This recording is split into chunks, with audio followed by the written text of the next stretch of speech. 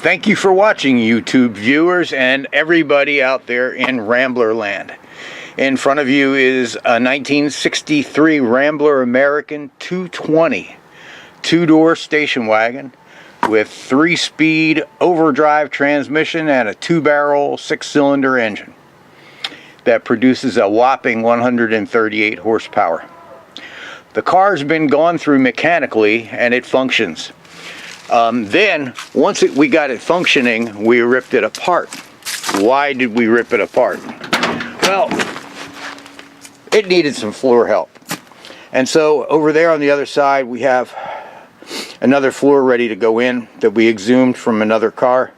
And over here, we have some floor section ready to go in. But left front and right rear, I still need, and I'm still scrounging for. But today's episode is not so much about that. I'm anticipating picking up the floor pans that I need, and as I do, we got to figure out what to do, what the next step is. And to me, the next step is getting this car ready to go on the rotisserie and then to come off of it.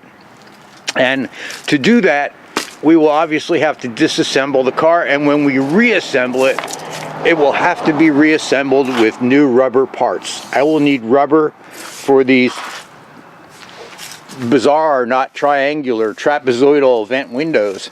And I will need rubber parts that seal the ends of the doors.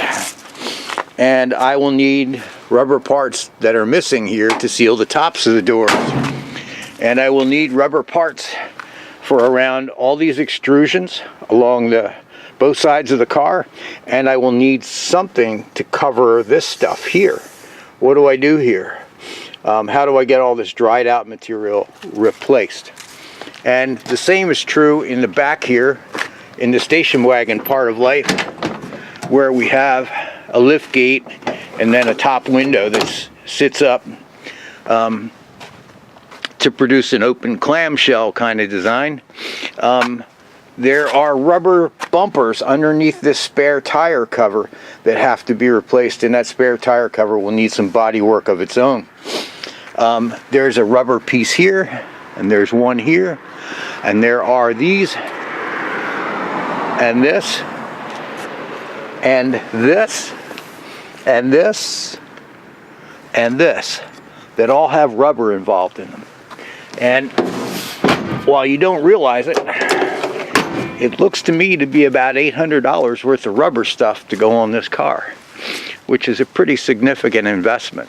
But there's no point in making a $2,000 investment in metal, paint, and materials and abrasives to paint it, only to have it fall apart because we weren't very careful about how we did things.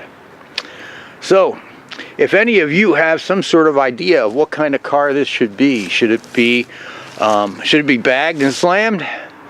Should it be a gasser? Should it be a resto mod? Should it be a period appropriate 1960s hot rod? What should it be, and how should it look? I'd be interested in your thought and your take on things. For now, I'm off to go see Peter at amcrambler.com and to talk to Chuck and Ben and Doug at Galvin's American Motors Parts, otherwise known as ramblerparts.com. And I'm hoping that between those two outfits that I can get all the rubber parts that I need so that we can begin whatever this rebuild is going to be. If you can, please like the video, and also if you can, leave me some sort of suggestion about what you think we should make this little car become. Thanks again for watching.